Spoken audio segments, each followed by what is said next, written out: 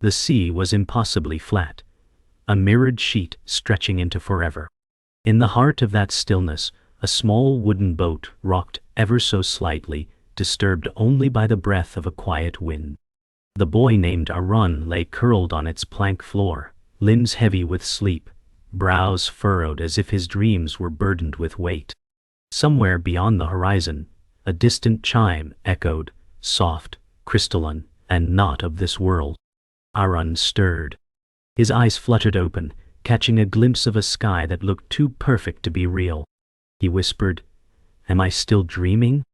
The silence that followed was unnatural, as though the world held its breath. Then it came, a flash of memory, his mother's voice, not as she was, but as she had been, fading. "Come back to shore, Arun." His breath hitched. The boat creaked beneath him. Something had shifted. He sat up slowly, staring into the silver-blue horizon where the sun refused to rise. The air hummed with a strange melancholy, like grief wrapped in light. He was not alone, and he had no idea how he got here. Arun touched the side of the boat with trembling fingers. The wood felt warm, too warm for night. The sea remained silent, but there was something beneath, something vast and listening. He leaned over the edge, peering into the dark waters. There was no reflection. His face had vanished. Startled, he pulled back, heart hammering. "Why can't I see myself?" he whispered. The boat drifted further into the glassy abyss. The stars above flickered once, twice, and then held steady. A low hum started, almost imperceptible, a vibration in his chest. It felt like a question with no words. Arun held his breath, trying to hear it. Then a voice from deep within, not from the sea but from memory. "You are not who you think you are." He recoiled, the whisper pressing against his ribs. He looked around, eyes wide, searching for shore, but there was none. Only the sea of glass that swallowed light, sound and self. He stood now, unsteady but upright, eyes fixed on a horizon that refused to exist. Where there should have been separation, sky from sea, there was only seamless color. No line, no end. Arun whispered, "Where is the world?" His voice sounded too loud. The emptiness felt deliberate, as if it waited for him to speak again. The wind shifted slightly, brushing his cheek like a mother's parting hand. He turned quickly. No one. A deep ache welled up in his chest. "I remember this feeling," he said aloud. "This emptiness." Something clicked beneath the boat. Not metal, more like bone. He winced. The boat had started moving, but he hadn't noticed the current. It glided silently forward, as if pulled by unseen hands. He stepped back, panic edging into his breath. But the boat did not care for his fear. It moved steadily toward whatever was beyond. The sound returned, a gentle rhythm tapping from beneath, like distant drums underwater. Arun knelt, placing his ear against the wood. It pulsed. Not randomly. It had a beat, like a slow heartbeat. He froze. Was the boat alive? "No," he muttered. "That's not real." But it was. The pattern was deliberate, calling him to listen. With each beat, memories pulsed behind his eyes. His father's smile, the scent of jasmine, the night he ran and never came home. The throb grew louder. He covered his ears, but it was inside him now. "Make it stop," he whispered. But there was no one to hear. Then the pulse changed, no longer a beat, but a voice of wood and salt and sorrow. "Face the stillness, or it will consume you." Arun sobbed once, not out of fear, but recognition. The voice was not new. He had heard it long ago in silence, and had chosen to forget. A sudden gust rose, strange and purposeful. The sail, which had hung limp until now, billowed sharply. Arun looked up. The mast groaned as if waking from a long sleep. He grasped the ropes instinctively, though he had never sailed. The boat shifted, aligned now to a direction unseen, guided by a current that hadn't existed moments before. "Where are you taking me?" Arun asked, eyes darting. The wind circled his body like a memory, tugging at his shirt, whispering something unintelligible. Then clear words formed on the breeze. "You must remember, before you forget again." Aaron's knees buckled. He clung to the mast, breathing hard. The boat picked up speed, not fast, but steady, like a promise long kept. Behind him, the sea was still. Ahead, the water began to shimmer, not with light, but with visions he could not yet understand. Aaron noticed a glimmer at the side of the boat, something drifting just below the surface. He leaned over and reached. His fingers brushed the water, and the object rose. Paper, soaked yet intact, sealed with a faded blue ribbon. He pulled it in with trembling hands. The handwriting was familiar. His own. "To the one I couldn't face," it read. His heart clenched. He had written this once, but never sent it. The envelope peeled open with ease, as though time had no hold over it. Inside was a letter, the ink still legible. Aaron read, voice cracking. "I was afraid to tell you how much I needed to be someone else, but I lost myself in trying." A tear slid down his cheek. It was the truth he had buried in silence. "I left," he whispered. "And you still waited." The letter dissolved in his hand like fog, leaving only the ache behind. The boat slowed as if reaching something unseen. Aaron looked up and gasped. Rising from the middle of the sea was a tree, ancient, leafless, its bark smooth like bone. Its branches reached upward as if in mourning. Around it floated countless paper lanterns, glowing softly. Each one flickered with a memory not his own. And as he drifted closer, one lantern hovered toward him. Inside he saw a scene.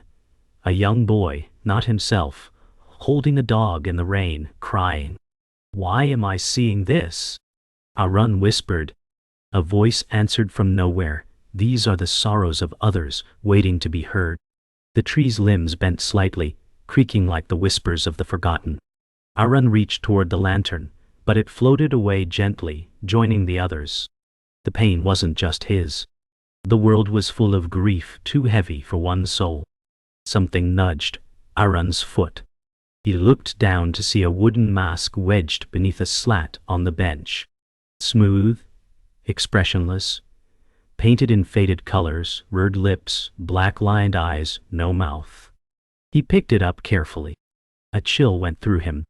Holding it, his chest ached. Memories returned of school plays, of pretending, of smiling when he didn't mean it, of performing for people so they wouldn't ask what was wrong. "I wore this," he murmured. "Not this mask, but one just like it." He pressed the mask to his face, and for a moment, everything went silent. No wind, no water, just stillness. And in it, he heard his own voice from long ago. "They can't love the real me." He pulled the mask away. "But they never knew me." The mask cracked in his hands and crumbled, releasing nothing but dust. Suddenly a coastline appeared. Not far, not near, but real. Lights twinkled from homes. Aaron leaned forward, heart racing. "That's home." He recognized the curve of the shoreline, the slope of a familiar hill.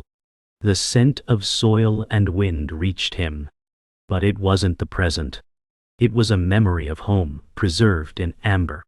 As the boat approached, the air grew thicker, fragrant with jasmine and wet earth. Aaron heard laughter, his sister's voice, calling his name.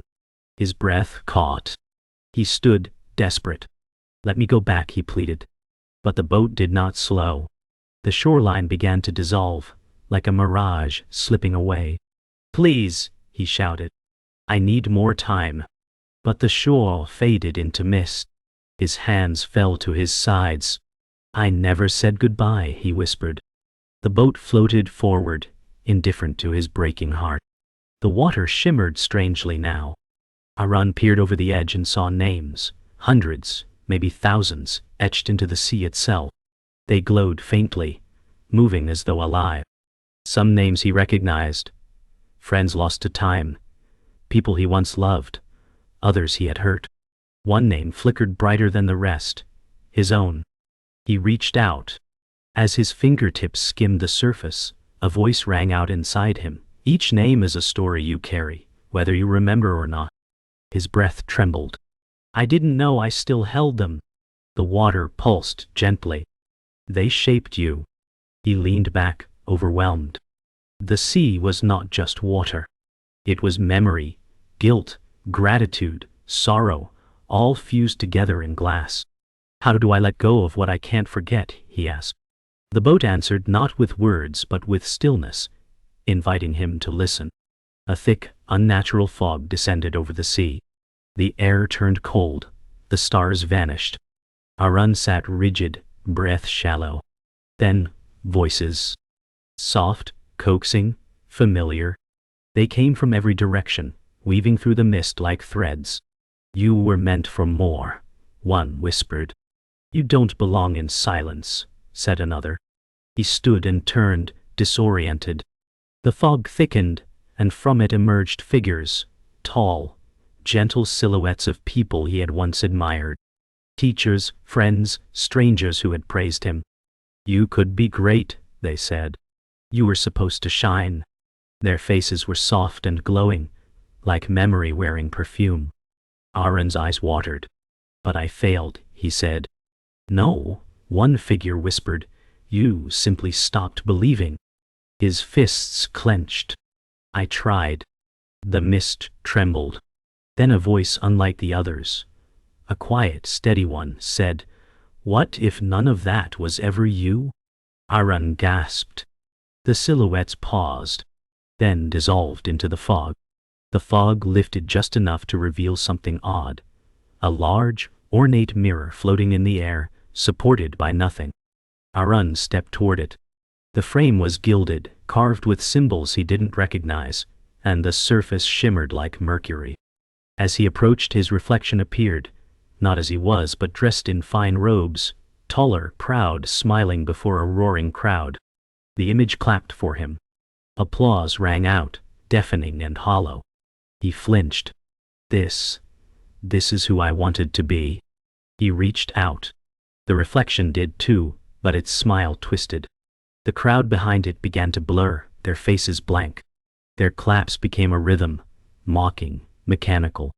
Arun stepped back. This isn't real. The mirror rippled. His image melted into a younger version of himself, weeping behind a locked door. Then, darkness. The mirror cracked, a single line splitting it down the middle. The boat suddenly stopped.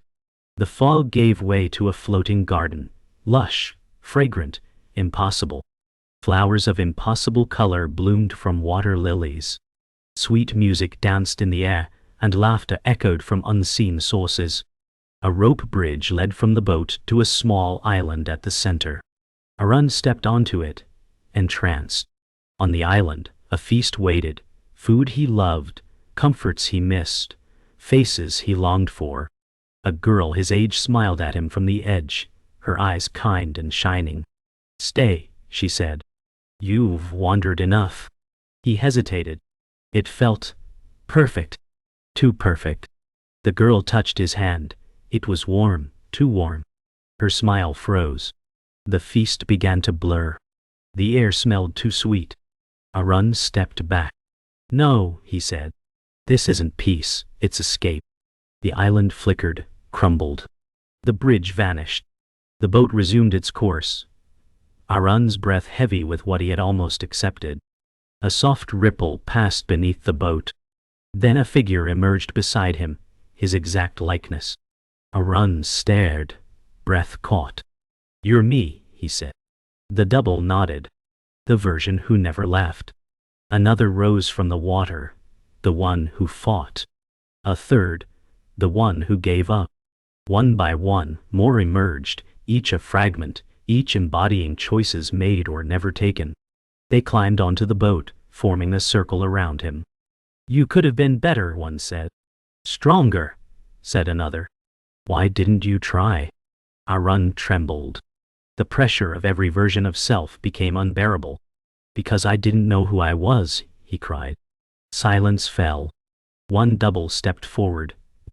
Then perhaps it's time you chose. The figures turned to water and sank. The boat rocked violently, then steadied. Arun collapsed to his knees. The sea held only one reflection now, his own. Arun sat in stillness, the boat drifting again. A parchment appeared on his lap. Names were written across it, titles, labels, insults, praises. Prodigy, burden, coward, dreamer. He stared. Some names stung. Others made him long for who he used to be. One line was blank. At the bottom it read, "Choose the one that matters, or let go." He held the page over the water, heart racing. "Who am I without them?" he whispered. The wind answered with silence. One by one the names faded, as if erased by unseen hands. Only the blank line remained. Arun let go of the parchment. It floated gently, then sank. He looked into the sea, and for the first time saw only water. No names. No roles. Just reflection. He whispered, "Maybe that's enough." The wind picked up again. The journey, it seemed, was just beginning. The sky shattered. Not with thunder, but with silence that cracked like glass.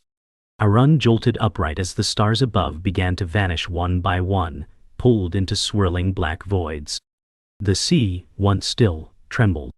The boat rocked violently. "What's happening?" Arun cried, gripping the edge.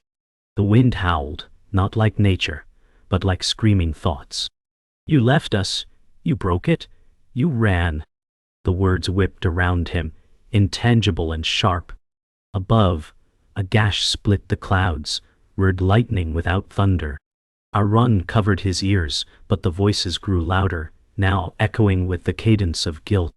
His own voice joined the storm, shouting every regret he had buried. "I didn't mean to," he screamed. The storm listened, and the boat spun, trapped in spiraling waves of emotion. Arun fell to the floor, tears mixing with rain. "Please," he whispered. "Let it stop." But the tempest had only begun. Out of the swirling storm, a figure emerged, tall, imposing, with eyes that burned like memory. Arun's breath caught. "Papa." The man said nothing, only stared. His clothes were soaked, yet his posture was unshaken. "I didn't want to disappoint you," Arun cried. The figure stepped closer, water swirling beneath its feet without touch. "You did?" it said coldly. Arun shrank back. "I tried so hard. I thought if I could be perfect you'd stay." The storm paused, just for a second, holding its breath. "I never asked for perfect," the figure said. "Only real." Arun's eyes welled. "I didn't know how." The figure's face softened, but only slightly. "Then this pain, this storm, is the cost of hiding." The boat tilted. The man began to fade. "Let it hurt," he said. "Then let it go." He vanished in the next crash of lightning, leaving Arun sobbing beneath thunder that sounded like a closing door. From the center of the boat, something rose, a sharp crystal shard, pulsing with dark light. Arun crawled toward it, drawn by its glow. As he touched it, a scream echoed from within, not his own, but one he remembered. His sister. The night he left. The door slammed. Her crying. He had buried it. Forgotten it. But the shard showed it all, his silence, his escape, her abandonment. "No," he whispered. "I didn't know how much it hurt her." The shard pulsed red, slicing his palm. Blood dripped onto the floorboards, vanishing into the wood. "I was just a kid," he said. The shard replied in thought, "But you knew enough to run." Arun clenched his jaw. "I can't fix it." The light faded. The shard crumbled, leaving only his bleeding hand. "But I won't forget again," he vowed. Rain washed the blood away, but the pain remained, honest and unhidden. The storm reached its peak. The sea rose like mountains. And from every wave came voices, not whispers, not memories, screams. Arun covered his ears. "Children," elders, strangers, all crying out in anguish. The weight of sorrow, not just his, but collective, flooded the air. "It's too much," he screamed. The boat spun, nearly capsizing. A massive wave crashed and Arun flew backward. Water filled his lungs. As he sank, arms of shadowed light wrapped around him. Every person he had failed to save, every sorrow ignored. Faces twisted in pain, stared, screamed. "I can't carry you all," Arun cried underwater. A voice answered inside his skull. "You were never meant to, let them go." The shadows loosened. His body floated upward. The surface glowed above. He broke through the waves, gasping, coughing, blinking through tears and rain. The screams quieted. The boat waited. Suddenly, stillness. The eye of the storm. Rain stopped mid-air, frozen like glass beads. The sea calmed in an instant. Arun lay on the floor of the boat, soaked, broken, eyes wide. He sat up slowly. Everything was silent. Time paused. In the center of the sky above, a single bright star appeared, unmoving, impossibly white. Arun stared, chest rising with a steady breath. "This is the center," he whispered. "This is what's beneath it all." No voices. No judgment. Only stillness. He rose to his feet, unsteady but grounded. The boat floated on unmoving water. And in that impossible calm, he felt the truth, not as thought, but as sensation. Suffering had a shape. He had met it. And he was still here. "Thank you," he whispered to no one. A breeze stirred. The storm had passed. And the journey, once again, called him forward. The boat drifted toward a structure floating quietly on the water, a single wooden door, standing upright with no frame, no wall. It radiated warmth, its surface aged but familiar. Arun's heartbeat slowed. He stepped toward it. Carved into the wood was a name. Not his given one, but a name only his mother used when she whispered lullabies. "Little flame," he whispered. Tears prickled. He touched the door, and it opened. Not into a room, but into memory. He was 5. Sitting by the hearth, wrapped in a blanket, sobbing after a nightmare. His mother knelt beside him, humming, saying, "The world cannot break what's willing to feel."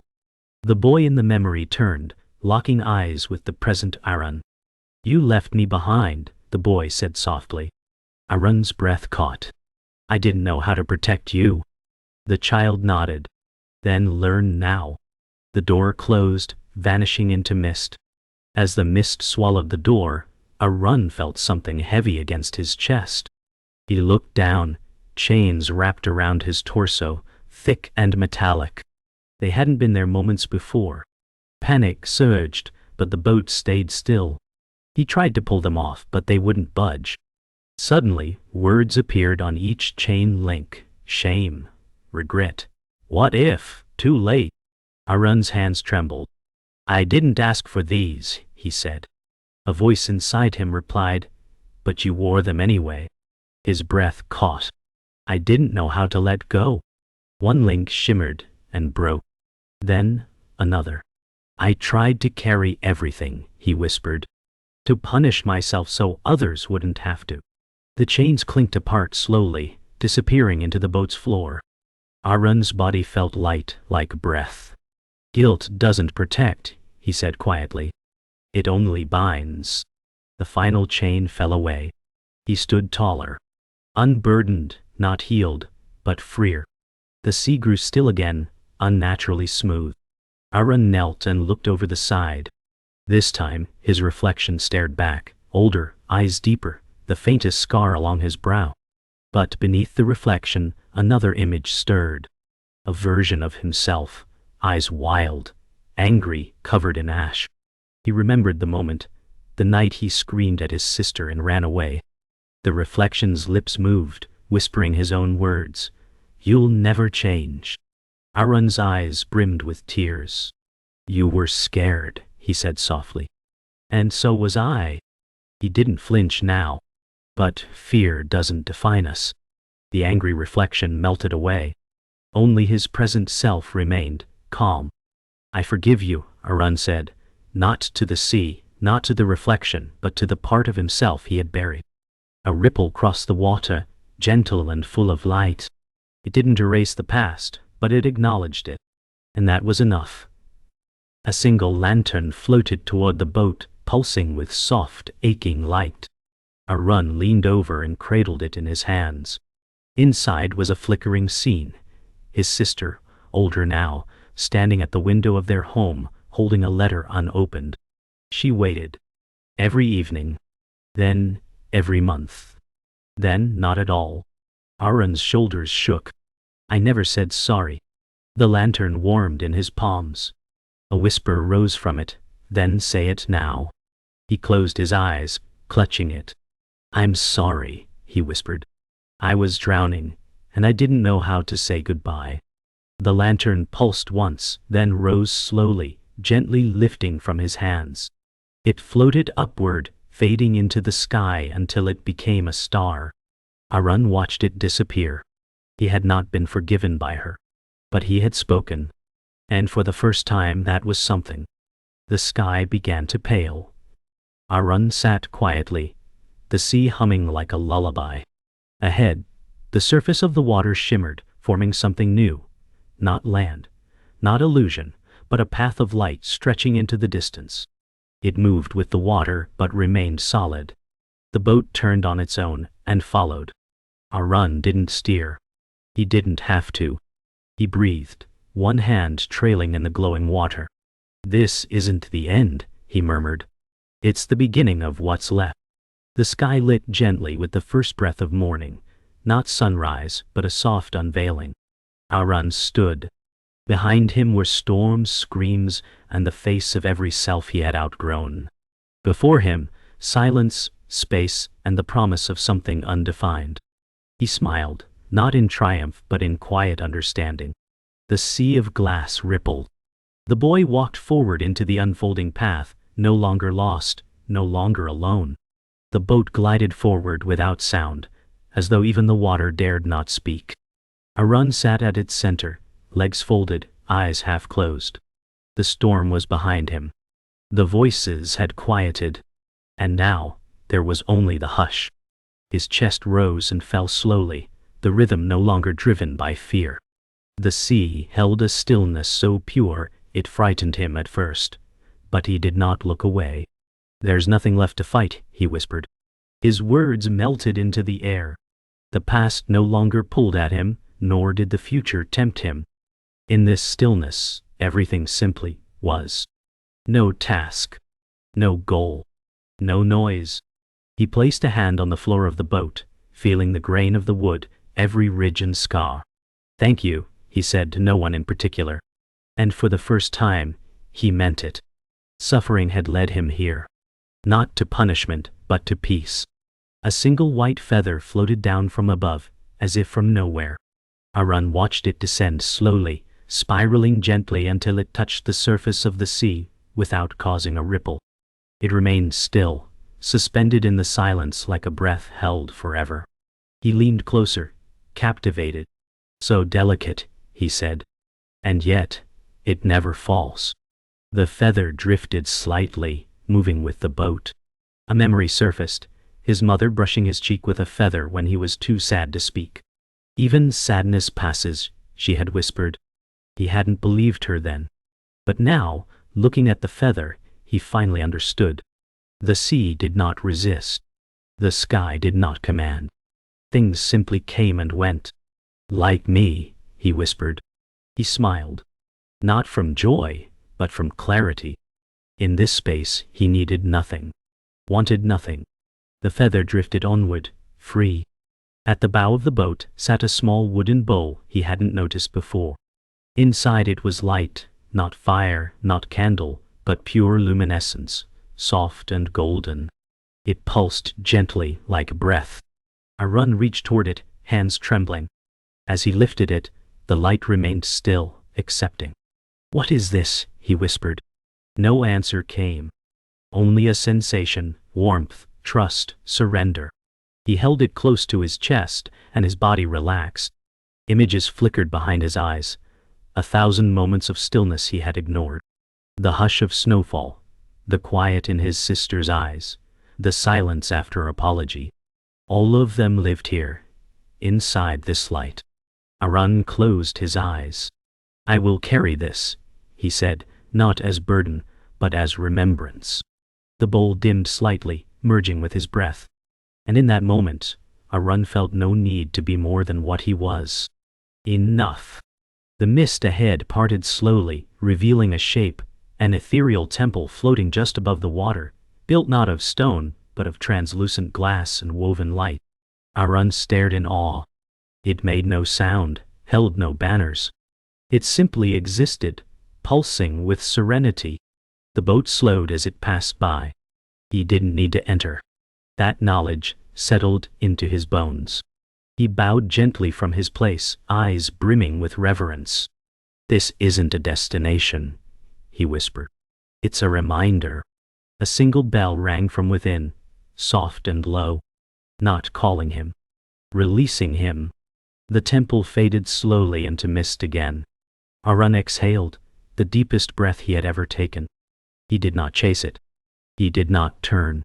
Some truths are meant to be seen, not held. The journey continued, quieter now, not because less was happening, but because he finally knew how to listen. Arun lay back in the boat, arms spread, eyes open to the sky. He had nothing left to prove, nothing left to ask. The boat drifted onward, but he no longer cared where it led. His breath slowed, matching the rise and fall of the sea. For once he was not waiting, for rescue, for redemption, or for a sign.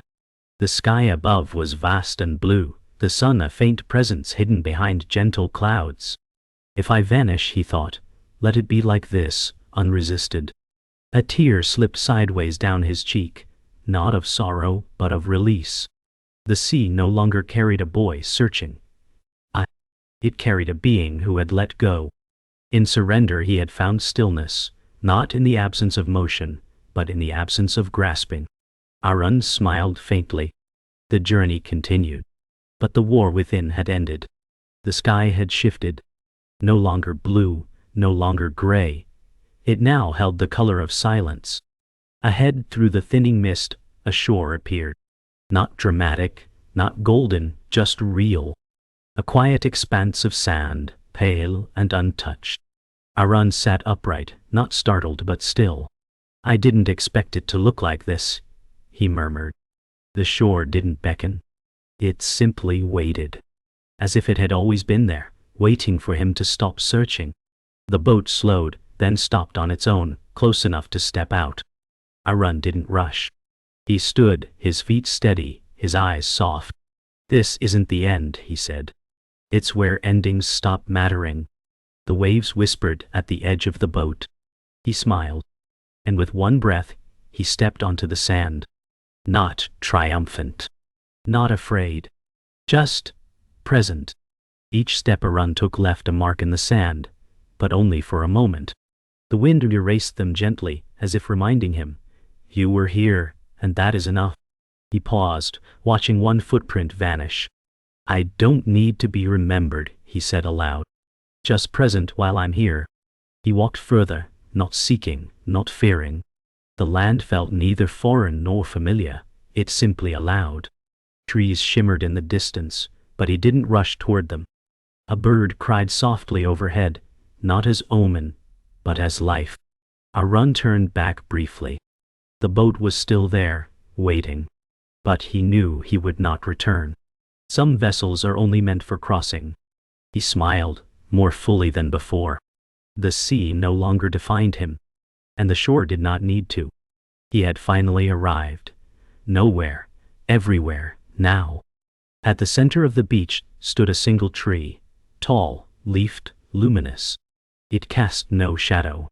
Arun approached, curious. Its bark shimmered faintly, as if woven from sunlight. You don't need light to be seen, he whispered.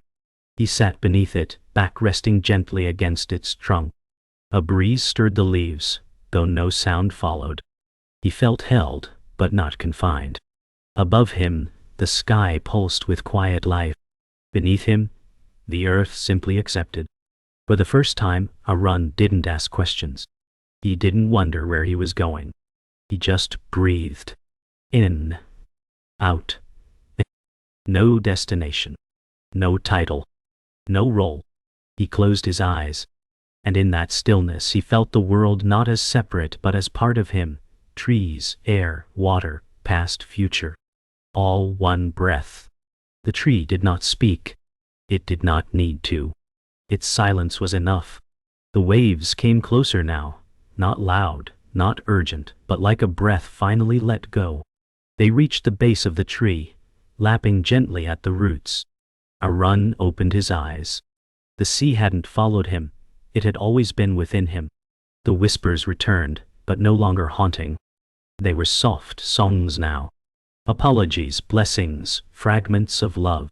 I hear you, he said quietly. And I forgive you.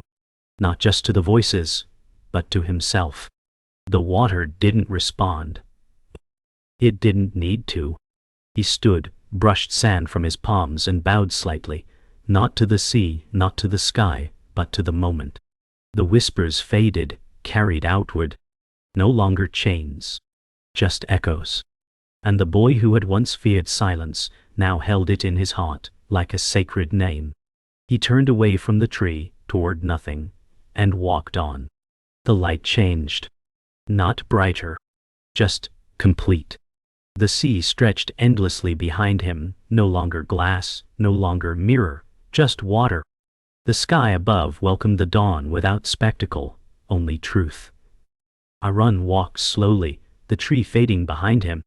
His breath sensed with the world. No past followed. No future called. The journey had not ended. It had opened. Ahead, the land rose gently into a field of wind. Grass shimmered in silence. He did not look back. Not because he'd forgotten, but because there was nothing to return to. He whispered only once more. Thank you. Then, silence. The story, like the sea, did not end. It transformed. And the boy who once clung to names, to sorrow, to meaning, became something else. Not a hero. Not a monk. Not even a seeker. Just presence. Just peace. Just being.